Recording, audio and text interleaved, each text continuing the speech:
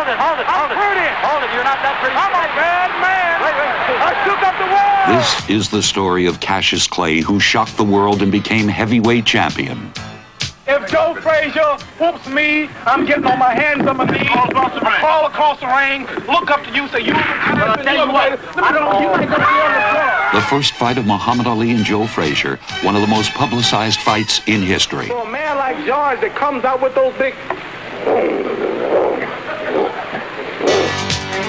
A look at Muhammad Ali recapturing the crown with a stunning upset of George Foreman. And I wrote a short poem. It says there will be a killer and a thriller and a killer when I get the gorilla in Manila. It was one of the greatest fights in history as Ali beat Frazier in the Thrilla in Manila. 3 years later, at the age of 36, Ali defeated Leon Spinks to become the first man to win the heavyweight title 3 times. But finally, the last hurrah for the aging Ali as Larry Holmes battered his hero into submission. This is the story of one of boxing's best, Muhammad Ali. HBO Sports presents Boxing's Best.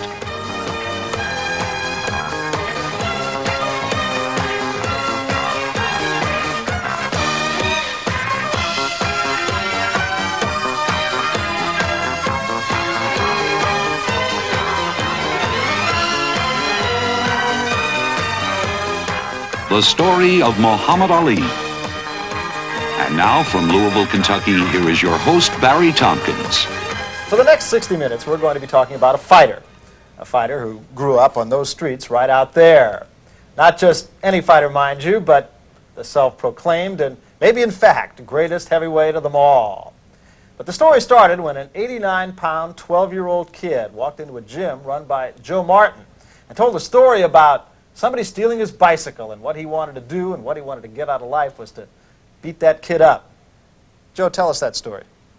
Well, that's the story. He had his bicycle stolen. We were trained amateur boxers at the Columbia Gym, which is now Spalding College, in the basement. And each year the local merchants would put on a 3 or 4 day show to display their wares. And of course they had candy and balloons and one thing and another to give the youngsters who came down for the show. And, of course, he come to get his goodies on his bicycle, and while he was there, somebody took his bike. And, of course, he was very upset about that and wanted to report it to the police. And as I was a police officer, why, someone told him, well, there's a police officer downstairs in the gymnasium, go down and tell him about it.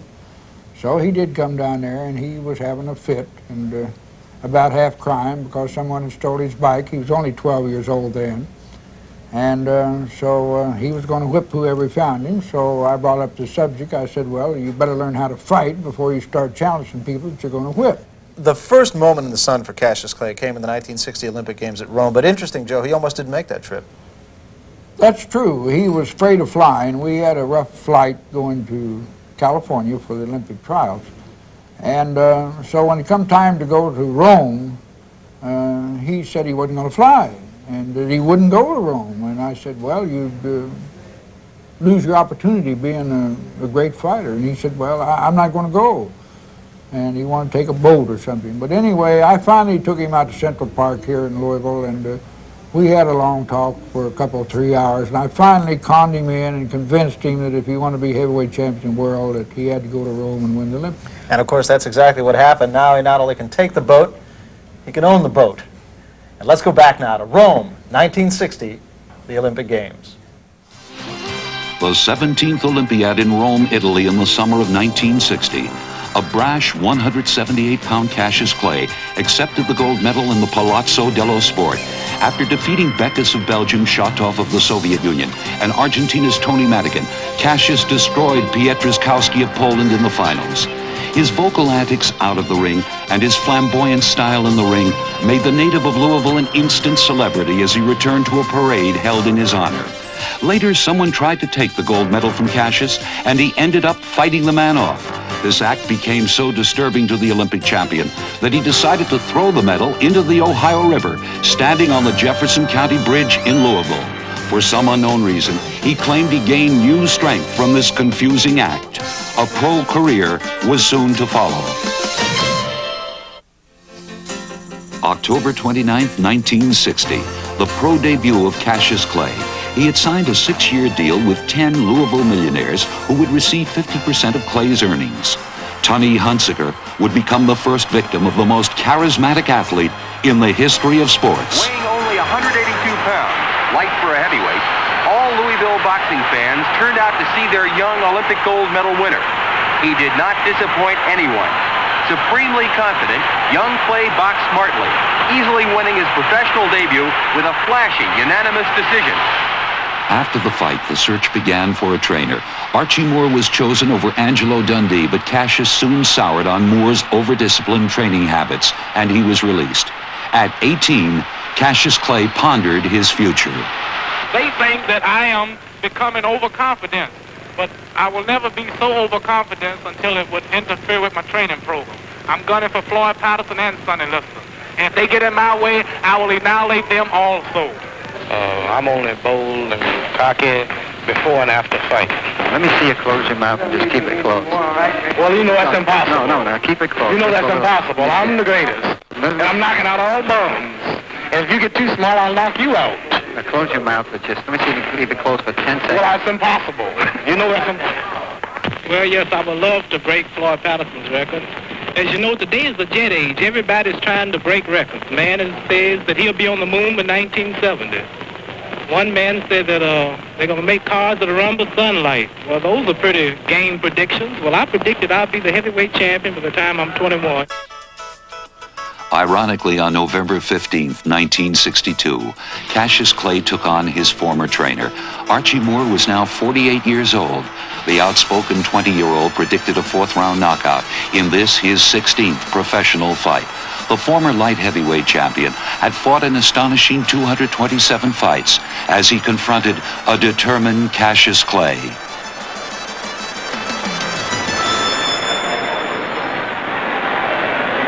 Sharp, stinging punches by Cassius Clay.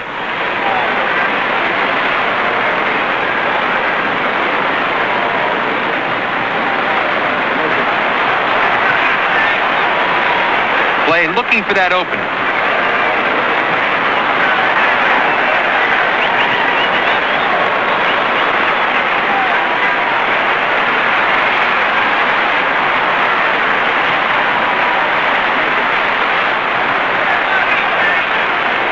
Moore pressing forward, trying to get in that one big punch to take Clay out of there. Ripping punches by Clay, and Moore goes down. Cassius raises his hands over his head. Courageously, Archie gets to his feet.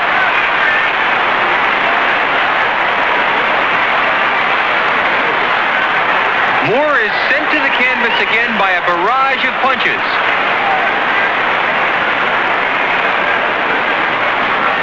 For the second time, Archie gets to his feet to face the inevitable. Ripping punches by Cassius Clay, and it's all over. After Clay fulfilled his prophecy of knocking out Moore in 4, he started crusading around the country, preaching for a shot at Sonny Liston's title. Cassius Clay became a candidate on the campaign trail for the heavyweight championship of the world. Freedom Hall here in Louisville, Kentucky. This was the scene of a very green Cassius Clay winning a 6-round decision from a trivia question named Tunney Hunsaker. At that time, he didn't have a trainer. He didn't have a friend like Angelo Dundee either. Angie, I think it's interesting that your relationship with Muhammad Ali really started again with Muhammad Ali's mouth. Well, actually, Muhammad Ali's mouth is the thing that created everything. When Muhammad Ali's mouth went, nothing else went. I met him here in Louisville in 1958. I was here with Willie Pastrano, and great experience, and we've been talking ever since. Angie, every fighter has a pivotal point in his career. After you beat Archie Moore, you went to England, you fought a pretty good heavyweight named Henry Cooper, and he knocked your man down in the 4th round. Now, the word has it that Muhammad Ali was out on his feet when he got back to the corner, and then there was an incident with an alleged cut glove, and you were supposedly responsible for that. What really happened? Well, actually, I can't take all the credit of that. The glove did split early on, and what I did, I helped it a little bit and pulled it to the side and made the commissioner aware there's a split glove. And then it got me a little time, bided a little time, and Muhammad wound up knocking the guy out in the 5th round. Then there was a chance at the championship, and Muhammad Ali bought a bus and put a sign on the side of it that, in his words, said, "Liston is great, but he'll fall in 8." But while there were the fun and games, there was also the serious side of Muhammad Ali at that point. It was when he started to embrace the Muslim faith, and that, in fact, threatened the fight itself. Well, McDonald didn't know how to contend with the Muslim religion. He didn't know actually, well, I don't think what it was, but it was getting some adverse publicity. So what happened, he threatened to call off the fight. Well, Muhammad wouldn't renounce the religion, then he recanted. The fight went on, won the title, and the rest is history. A history that took a giant step in Miami Beach when it was an 8-1 underdog named Muhammad Ali who took on the Bear, Sonny Liston. February 25th, 1964. Cassius Clay boasted that Sonny Liston would fall in 8. The challenger was hysterical at the weigh-in, and doctors recorded Clay's pulse at double his normal rate.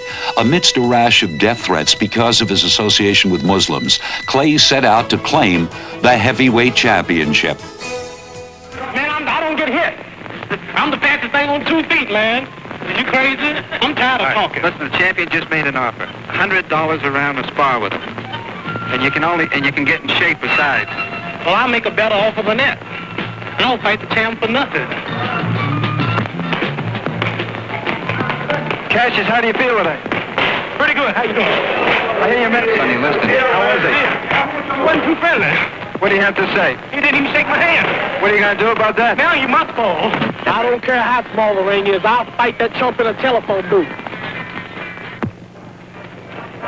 If he wants me, you tell this to your camera, your TV man, your radio man, and you right there in the whole world. If Sonny Liston whoops me, I'll kiss his feet in the rain. I'm out of the ring on my knees, tell him he's the greatest, and catch the next jet out of the country. That's what I think about that. I think he should be locked up for impersonating a fighter. The 8-1 underdog takes the offensive.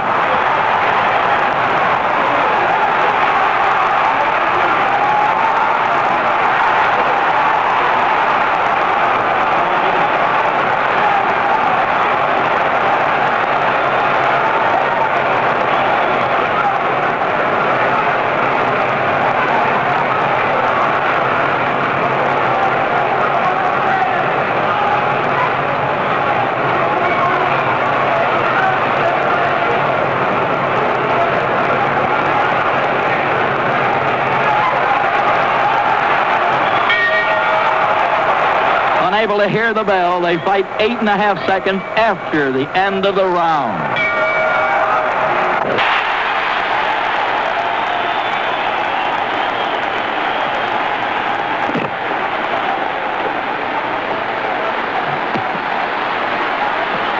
Ladies and gentlemen, we're looking in with our overhead camera into the corner of Cassius Clay, who is still doing the talking. He's breathing a bit hard. Barney Felix, the referee, did not stop that round when that bell sounded. Perhaps the referee didn't hear it. Champion Joe Louis. Look at the guy yawning. Tell us what you think at the end of 1. Well, Steve, I think this was the greatest round of any fight we've seen in a long time.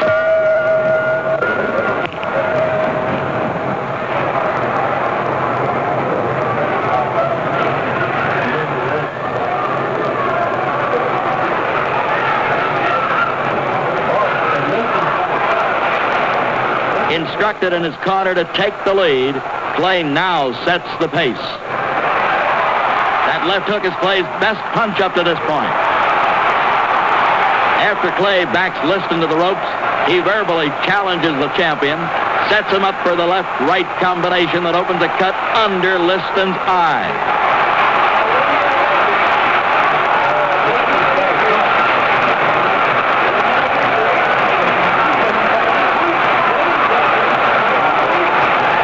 Liston puts on the pressure now, trying to land that one big punch.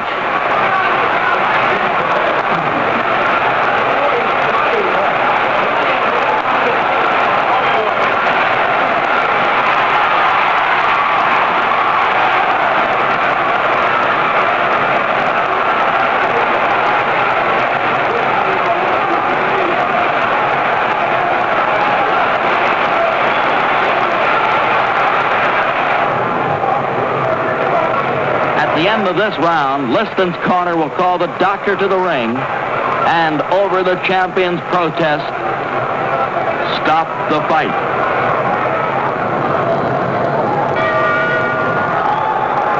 Now they're working, as we note, with our camera shots in there, below the left eye. They've already worked below the right eye. There you see them. Joe Polino trying to keep that cut closed.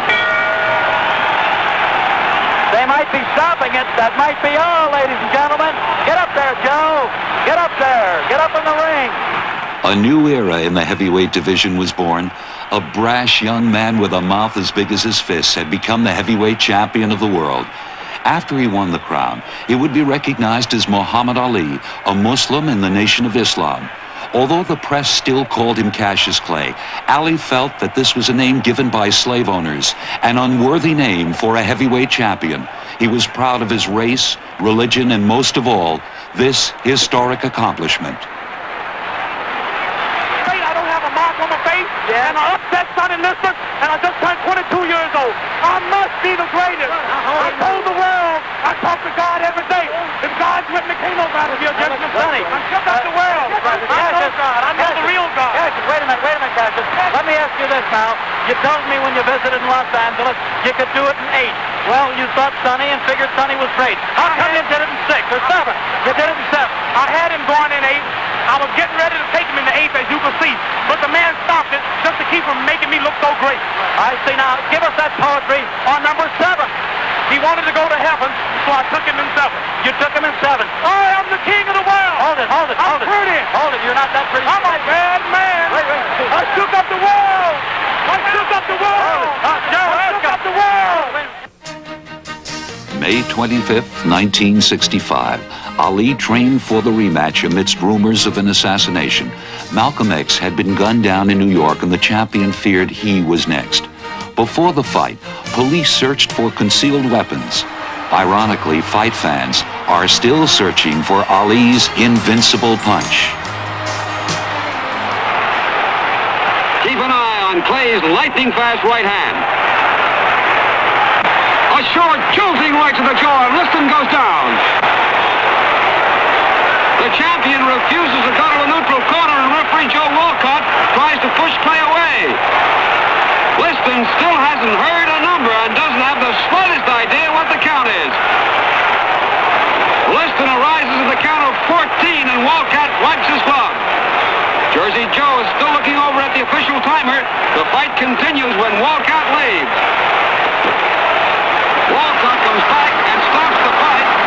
Muhammad Ali claimed there was no fix. Nonetheless, the boxing world still questions Liston's reactions to a right hand administered by a retreating Ali. It remains as a seed of controversy and a black mark on Ali's outstanding record. November 14th, 1966, Muhammad Ali took on Cleveland Williams. 46 foreign countries and 125 locations in the U.S. were hooked up to closed circuit. When Ali fought, the world stopped. Williams keeps chasing Ali, but is stopped in his tracks by a 1-2 combination. The challenger hits the canvas for the first knockdown. As the mandatory 8-count rule is in effect, referee Harry Kessler counts the required 8 seconds, but Williams is up at the count of 3. Williams returns to the fray, only to be met with an avalanche of leather.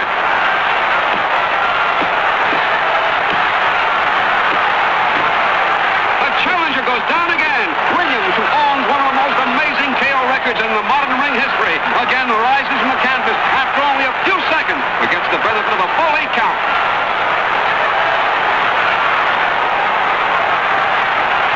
As the champion moves in again, Williams launches one of his lethal left hooks, but misses the agile Ali. After the knockout of Williams, it was clear that Ali was in his prime. But the Louisville Draft Board had changed his draft status from 1Y to 1A. Muhammad responded that he had no quarrel with the Viet Cong. Americans were furious. March 22nd, 1967. Muhammad Ali uttered the words, "This may be your last chance to see me in living color." The heavyweight champion stated he would take the jail sentence over military service. Zora Foley was a 34-year-old soft-spoken contender. He would become Ali's 29th consecutive victim and the last man in the 60s to challenge for Ali's title. Ali could end it anytime he chooses. Ali boxing confidently, piling up the point.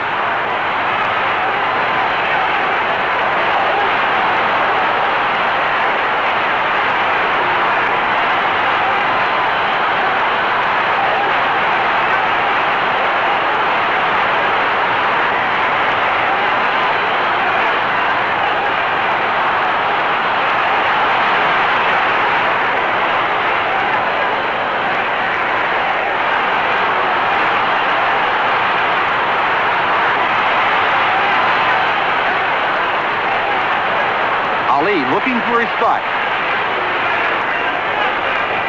A sharp right and Foley goes down. Ali backs off to a neutral corner. It's all over. After Muhammad Ali knocked out Foley, he was stripped of his boxing license by every state commission in the United States. Because his conscientious objection to military service was turned down, the boxing world was deprived of watching one of the greatest heavyweight champions in history for 3.5 years. After that fight with Zora Foley, most of the battles Muhammad Ali fought were in places like this, the courthouse here in Louisville, Kentucky. It started 43 months of inactivity, and every state revoked the champion's boxing license. And Angelo, I think you really have to consider, even though it's hypothetical, those might have been the best 43 months of the champion's career. Well, I know about the best. He suffered because he wasn't fighting, but during all that time, he never had no animosity towards anyone, never got mad at anybody. In fact, he would call me up at time and say, "Hey, Ange, how about coming out and working out at the gym? Will you let me work out?" I said, "Stop that. This is your gym. Anytime you want to." And I loved him for that because he never said one adverse thing against anybody. During that period of time, there were a lot of chances to get a fight for Muhammad Ali, and a lot of people with a lot of ideas, but nothing ever came of it. I know they tried several spots, several towns, several states, several gimmicks, doing it indoors, out of a suburban area. It never worked. He would have loved to fought, naturally, because that's what he loved, was boxing. You have to think that were that situation to happen today, it might have been a very different story.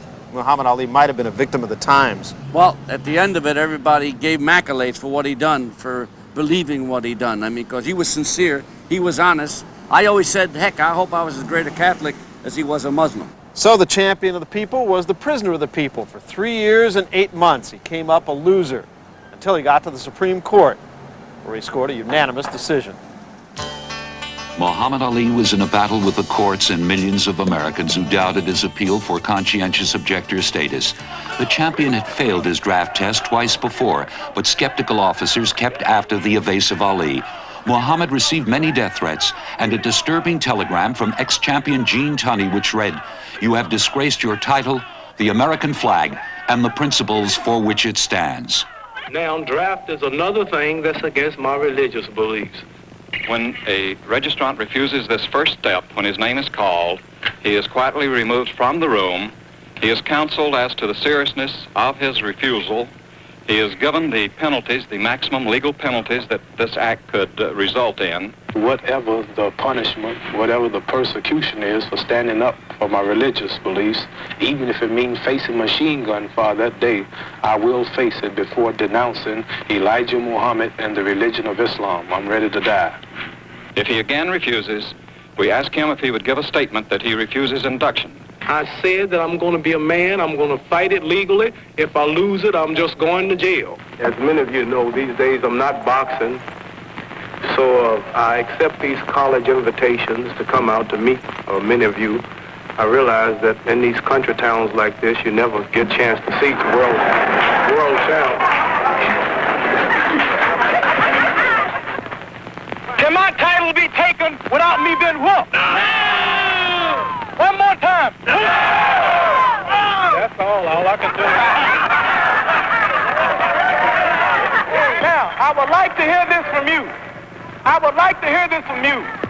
And I want the world and the cameras to hear. Who's the heavyweight champion of the world?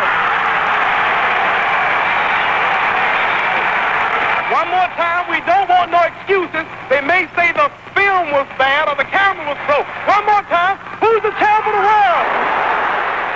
On February 3rd, 1970, Ali announced his retirement, but then State Senator Leroy Johnson orchestrated a comeback fight with Jerry Quarry on October 26th in Atlanta.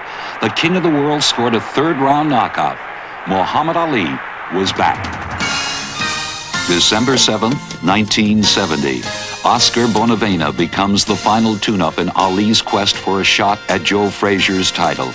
The Argentinian decided to belittle Ali at the weigh-in. Oscar learned that no one could beat Ali at his own game. Why you no go to the army? I will tell you Monday night in the first clinch. Chicken, you chicken. Okay. Beep, beep, beep, chicken, beep. Good deal. Keep talking. Chicken. Keep talking. Now I know you're going to get a whooping. Did you cut your hair? Okay, go ahead. Did you cut your hair? Go ahead. I'll cut your hair. You preach me now. He never should have started talking. Not with Muhammad Ali. Oh, money? Clay. You Clay? I said Muhammad Ali. Clay? You will call it when the fight comes on. Clay? Wait till the fight comes Clay? on. Please tell everybody to get to your theaters. I've never had a man that I wanted to whoop so bad. Ali in the red trunks has never been defeated in the ring. Bonavena, a rugged heavyweight, has been taking plenty of lefts and short right hands from Ali. But it's obvious Muhammad Ali's forced retirement has taken its toll. This is not the dancing master. This is a flat-footed Ali, lacking the speed, which was his hallmark. Bonavena, a tough professional. Muhammad Ali has had only one fight in the last 4 years, and that was against Jerry Quarry 8 weeks ago.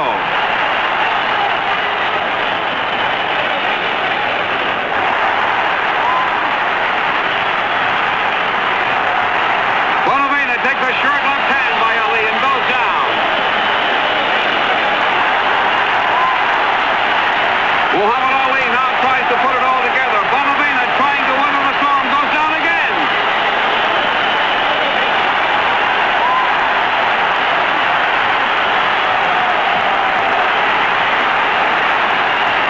The third knockdown, and the fight is automatically stopped. At 2 minutes and 3 seconds of the 15th round, Muhammad Ali had scored a knockout of Oscar Bonavena. Joe Frazier called the fight the dullest he'd ever seen. The stage was now set for Ali's dramatic showdown with Smoking Joe Frazier. Madison Square Garden, March 8th, 1971. Each fighter received $2.5 million in boxing's richest payoff at the time. Ali was a hero among black Americans, and Frazier was identified as the white man's champion. This bout was the first of what would become one of the greatest rivalries this sport has ever seen. That's what you do a man like Joe Frazier. Back off of him. Just keep boxing. There's nowhere in the world from a man that don't have no footwork to catch me. You're even a welterweight. Keep your camera moving, because I'm kind of fast. Keep your camera moving. He will be easier to hit. He will not be as much trouble or as awkward as Oscar Bonavena. Joe Frazier. I mean, this is the day, man. You understand? I just whooped You're not fighting Bonavena. Quarry. You're not fighting Oscar Bonavena. You're not fighting Sonny Liston. You fighting Joe Frazier. Joe Frazier. If Joe Frazier whoops me, I'm getting on my hands and my knees. I crawl across the ring, look up to you, say, you might be on the floor. I'm trying to get you on the spot if you think you're so good. Okay. And then I'm going to crawl back. I'm going to crawl back on both feet. Oh, my God. And then I'm going to walk out the ring and say, you bet. Now, when I whoop you, The thing about it, see, you might don't be able to talk. Ali trying to tie Joe Frazier up in close. Joe wants to punch in there. Ali tells Frazier that didn't hurt. Ali talking to Joe Frazier. The fans cheering for their man, Muhammad Ali, as Joe pours it on. Ali seems disdainful in there.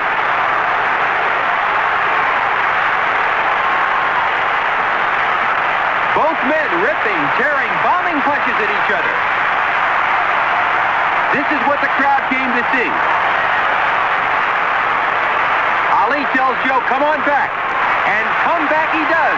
Joe Frazier lands the best punch of the fight. Ali almost goes down. Ali in desperate trouble. Ali holding on. Frazier trying to end it here in round 11. And Ali lasts the round out. Frazier shoves Muhammad Ali off of him. It's all Joe Frazier. Another torrid left hook by champion Joe Frazier. Ali can hardly stand.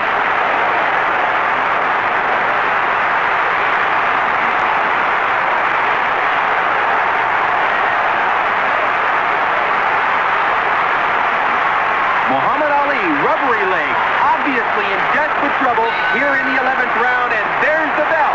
Here in the 15th and last round, it's still very close.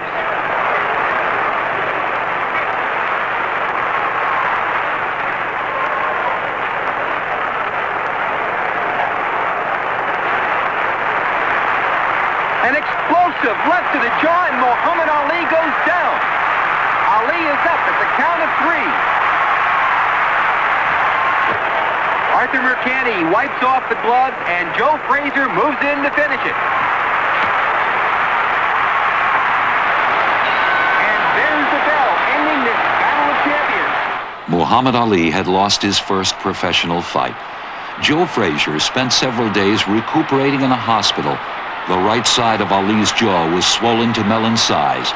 When they met in the center of the ring after the fight, Joe Frazier turned to Ali and said, "We're not going to do any crawling. You fought one hell of a fight." 2 years later, on March 31st, 1973, Ali took on Ken Norton. George Foreman had in the meantime taken Joe Frazier's title with a dramatic 2-round knockout. Muhammad Ali trained lightly for Norton, risking his chance for a shot at Foreman's crown. This is the 12th and final round. Ken Norton in blue, all over Muhammad Ali.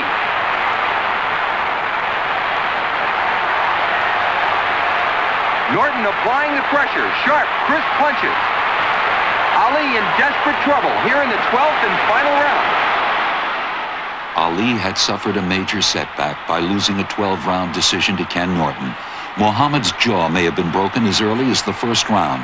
After the fight, a doctor who examined the 1/4 inch separation said the pain must have been unbelievable. Muhammad Ali's boxing career was put in serious jeopardy. Grand Avenue here in Louisville, Kentucky. This was where Cassius Marcellus Clay grew up. And it was after a loss like that he suffered in San Diego to Ken Norton that he still found support from family and friends. Friends who remember him training and doing road work by racing horses down the road at Churchill Downs. But Angelo Dundee, I have to ask you about that Ken Norton loss, the broken jaw, and it happened really early on, and still the man went the distance, and it's virtually unheard of. Well, I'll tell you, I tried. The first round he broke his jaw. I noticed a different type of blood coming out of his mouth. You can tell it's a deep red type. And in the second round, I told the kid, I said, "Hey, I may have to stop this fight. I think your jaw's busted." Naturally, he said, "No, you ain't." He said, I can lick this sucker. I won't let him hit me." And he went on. Every time a fighter who is supposed to win a fight does not win a fight, it harkens back to his training. And I guess that was really the case in this time around, too. Well, not really. I think Muhammad got to San Diego in pretty fair shape. And then they were hustling him around, bringing him to see this guy, you know. There was a promoter there that ran him all over the place, like he was running for mayor or running for an office, and didn't actually get the best shape. But there was no excuse with that. No cop-out, no nothing. That far is a close fight. I don't know who won it actually, but it was a great lesson, him getting his jaw busted, because it told him to keep his mouth shut when he working, fighting in the ring, actually. At that point, I guess, that was really a time that Muhammad Ali could not afford 2 losses in a row. So the next fight with Norton, which was his next fight some 6 months later, he had to have. Well, actually, he was always better when he had something to prove. So he wanted to prove he was a better man than Ken Norton, that getting his jaw busted really detracted from his performance. He got in great shape. It was a great fight in L.A., and he rectified what had happened in the first fight. So from Grand Avenue here in Louisville to Los Angeles, and a must fight, Muhammad Ali and Ken Norton, fight number 2. September 10th, 1973. When Muhammad Ali went up against Ken Norton in the rematch, his boxing future was on the line. He trained harder than he had for any fight since beating Sonny Liston. Ali heard rumors Norton had said he was trash and approaching senility. Muhammad was upset, saying, "Now I have to punish him." Remember, Joe Frazier says that's the place to go to the body. Ali with a beautiful combination. Ali coming on strong.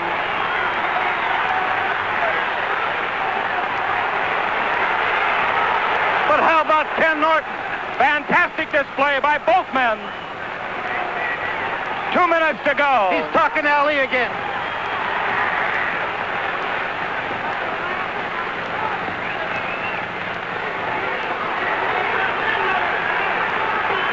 A minute and 45 seconds to go. Ali captured a 12-round split decision, avenging his startling loss to Norton, and it set up the long-awaited rematch with Joe Frazier. January 28, 1974, Ali and Frazier met in Madison Square Garden 3 years after their first historic showdown. But this time there was no championship title on the line. Two warriors were locked in a battle for pride. Yeah, well, this is where a guy trying to keep himself alive. I can understand. I saw him the other day by looking at him. He's not the same guy. And I hate to say this, but all the guys that went through the changes with me, they ain't the same guys after, you know what I mean? It takes an awful lot of, beating in that round, in that fight. You take an awful lot of punch. You know, he's saying that the same thing. He's saying that he was the one who dealt out all of the punishment. Well, he was in the fight I was. Ali is throwing bombs. Joe is hurt. Joe Frazier in trouble here in round 2. Here referee Tony Perez unbelievably tells the fighters the round is over. There's confusion as both men go to their corners. Perez tells the men to continue. But was Joe Frazier saved from a knockout? Ali pouring it on here at the end of round 2. This is the 12th and final round. Frazier looking for that knockout here in round 12. Joe is going all out.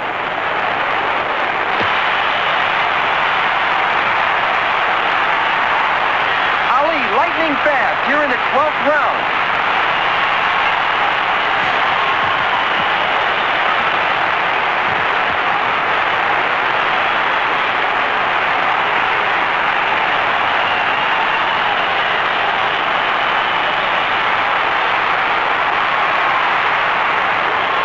Men pulling out all the stops here in the 12th round.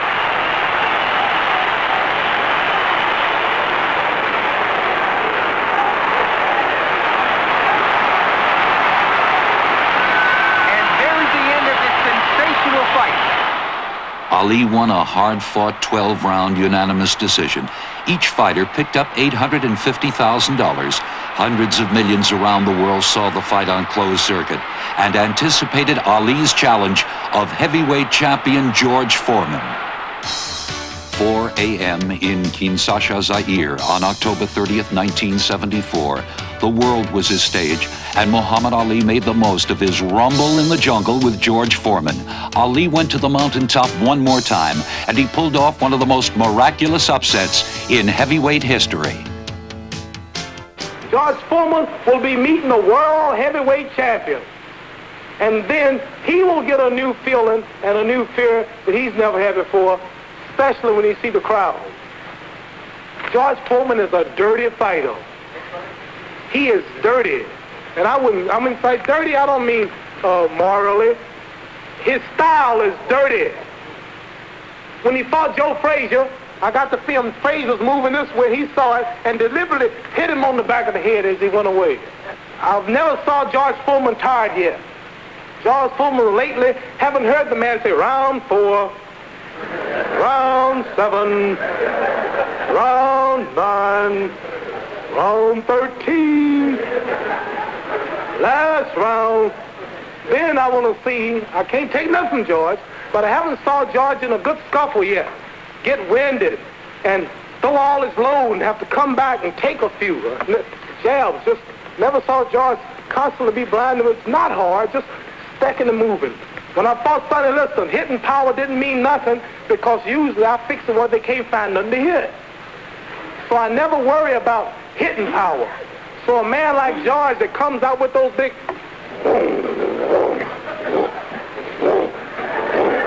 That's why he throw him, he draws them back. Hey, watch out, here come the left. Here come the right.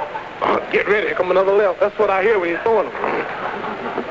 So when a man, so I don't believe that I'm going to be knocked out and punched around. Experience is why I know I'll win. George's furious attack of the early rounds was 90% gone. Muhammad Ali, unbelievably, is coming on strong here in the 8th. A ripping right at the end of the round sends Foreman crumbling like a tree struck by lightning. Millions sat in disbelief as Muhammad Ali sent Foreman reeling to the canvas.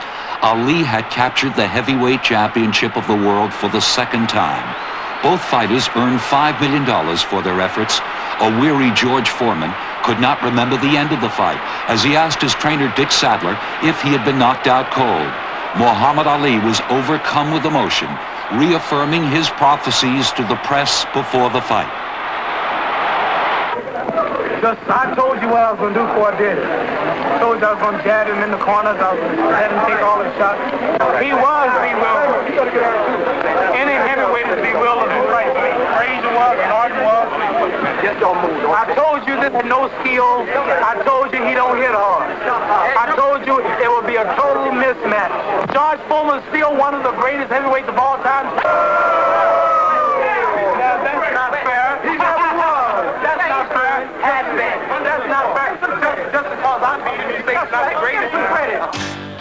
October 1st, 1975, the last historic confrontation between Joe Frazier and Muhammad Ali, the largest closed-circuit TV audience in history, was treated to one of the greatest fights in heavyweight history. People want to see me and Joe Frazier. They still think Joe Frazier can beat me. They don't want to see me and Ken Norton. They don't want to see me and George Foreman. They want to see me and Joe Frazier, although George Foreman annihilated Frazier, and George Foreman will beat Frazier every day in the week. George Foreman will beat Ken Norton every day in the week, and I will beat George Foreman every day in the week. Right. But the fools still think that chump Joe Frazier can beat me because he went the distance twice and it ended up on a close decision. I'm going to give him a real whooping, and I wrote a poem. Some of you heard it, but this is a little conscience. I got a little gorilla here. This is his conscience. I keep him right in my pocket everywhere I go. Right there. And I wrote a short poem. It says there will be a killer and a thriller and a killer when I get the gorilla in Manila. That's right. And I got his conscience right here to keep me on guard. See, here's the way he looks when you hit him. All night, that's all he can be. All night in Malaysia. That's all you're going to see. The Philippines, rather. Come on, gorilla, we in Manila. Come on, gorilla, this is a thriller. Torrid punches to the body and head by former champ Smokin' Joe Frazier. Joe would love to regain the heavyweight crown. Here in the 14th round, it's still very close. A torrent of blistering punches staggers the former champion. Joe Frazier in trouble here in the 14th round.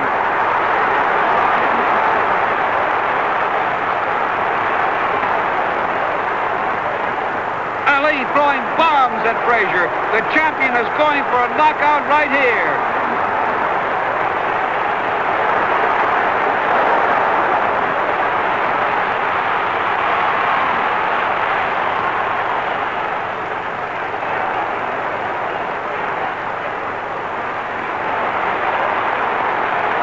Frazier staggered again. It's unbelievable that Joe Frazier is still standing.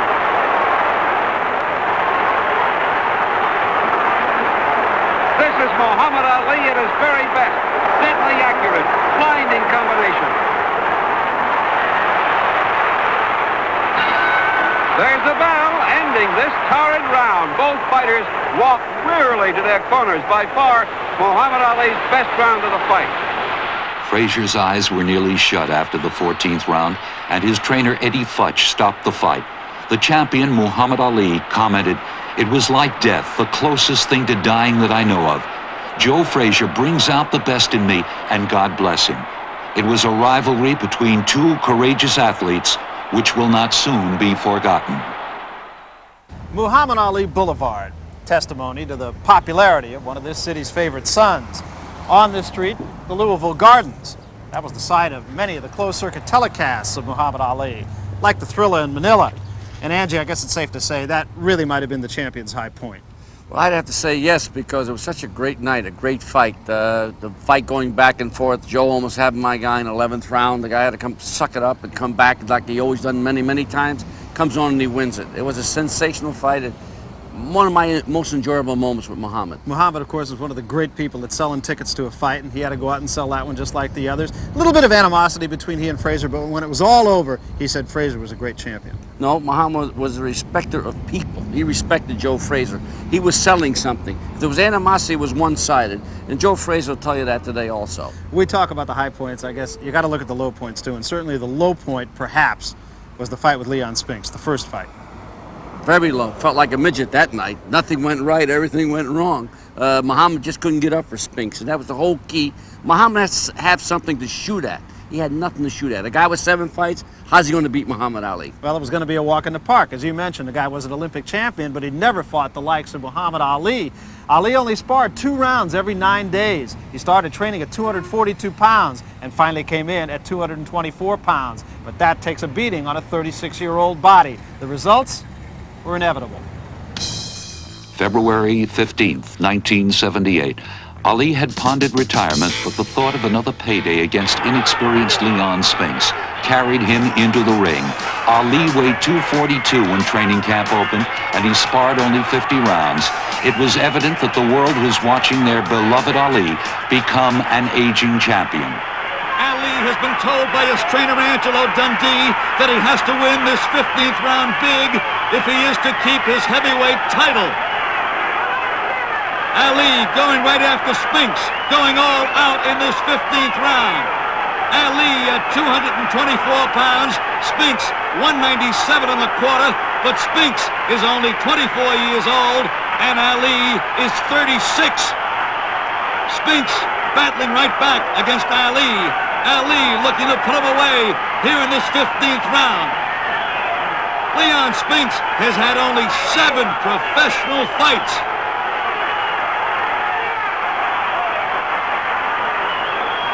Ali gave away the early rounds, fooling around in the ring, playing rope-a-dope. Ali with a good combination, but Spinks battles right back. It's a very close fight. This round could decide the outcome. 30 seconds to go in the heavyweight championship of the world. Spinks against the ropes, but he's fighting off. Both men visibly tired.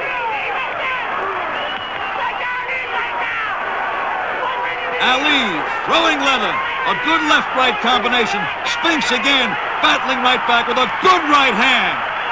Ali now up against the ropes, the closing seconds.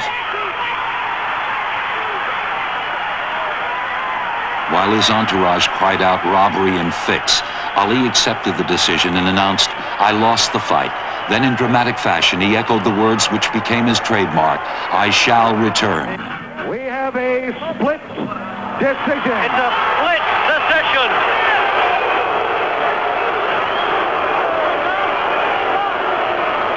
Now, which way is it going to go? Fleury scores 143, 142, Ali. Ali gets the first vote. Judge Lutevich scores 145, 140, Spinks. Big margin, 130, 135. Buck scores 144, 141, the new heavyweight champion of the world, Leon Spinks.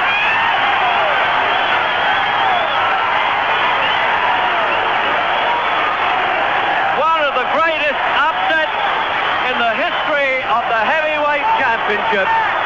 Leon Spinks, 6 professional fights, defeats the great man of the ring, which now we've obviously seen the last of him. Leon, over here. All right. Leon, what's your first word that you can't? Oh, let him get to the microphone. Let him get to the microphone. Leon, rid of it. We're all going to lose in life. You're going to lose your wife, you're going to lose your mother, you're going to lose your father. We all have losses in life. And one who can really overcome them losses and just keep living and try to come back will be successful. You can't go die because you lose. I did my best, and I trained, I was in shape, and so just lost. When did you realize you were really was there a time when you knew you won it? No, it was never a time. When you're in the ring, you never know when you're going to win or what. We're going to tell y'all the truth. I'm his new manager. 7 months later, on September 15th, 1978, the stage was set for Ali to reclaim the heavyweight championship for the 3rd time. He sparred over 200 rounds in training, saying, "To win, all I need to do is suffer." There have been no knockdowns in this fight. Neither fighter has been really hurt. There are no cuts, and a great right with less than a minute by Ali, but Spinks coming back, going after the former champion. Probably Owen Vane.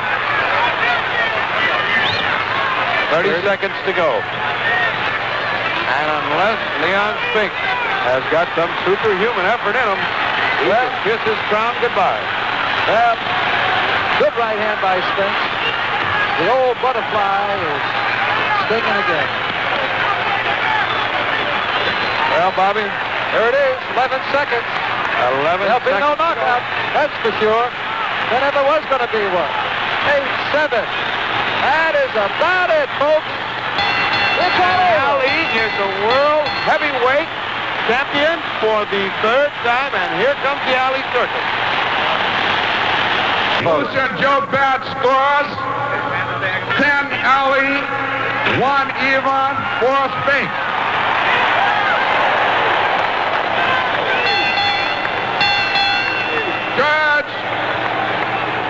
Judge Herman Dutrecht scores 11 Ali, 4 Spinks. Judge Ernest Kojo scores 10 Ali, 1 even, 4 Spinks. The new champion, Muhammed Ali. Ali collected $3.5 million from the gate of $7 million, the largest in boxing history. Muhammad Ali had accomplished what no man had ever done. He had won the heavyweight crown for the 3rd time. This was his moment of glory. This was the miracle known as Muhammad Ali. But like Joe Louis had before him, Muhammad Ali tried to go to the mountaintop once too often. October 2nd, 1980. The last hurrah for the people's champion as he took on former sparring partner Larry Holmes. Ali had lost 30 pounds in just 6 months by taking the drug Thyrolar to correct hypothyroidism. Muhammad Ali was a defenseless ex-champion on that fateful night. When Angelo Dundee cried out, "That's it, it's over," to referee Richard Green, the world knew they had to look to boxing's future without Muhammad Ali.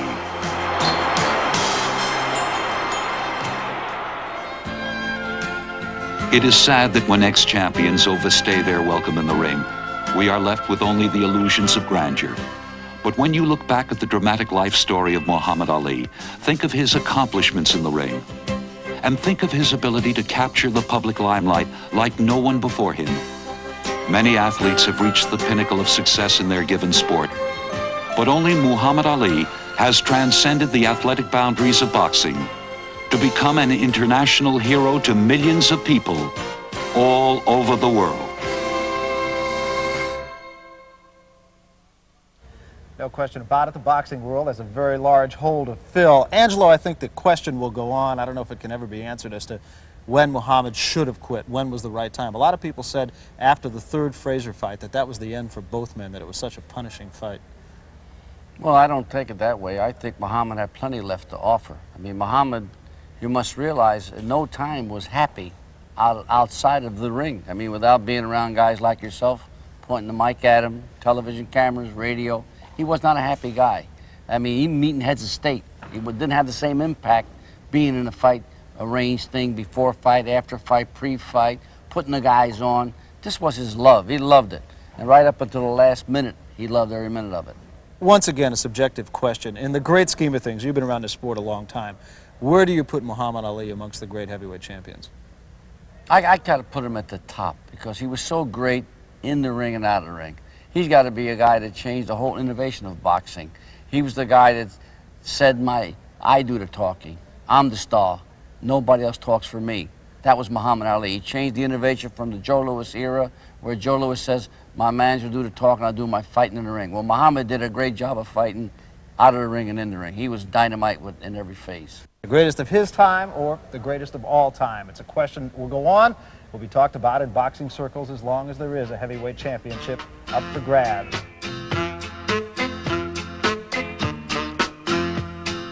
This here's the story of Cassius Clay, who changed his name to Muhammad Ali. He knows how to talk and he knows how to fight, and all the contenders were beat out of sight. Sing Muhammad, Muhammad Ali.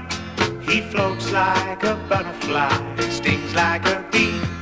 Muhammad, the black Superman, who calls to the other guy, Ali.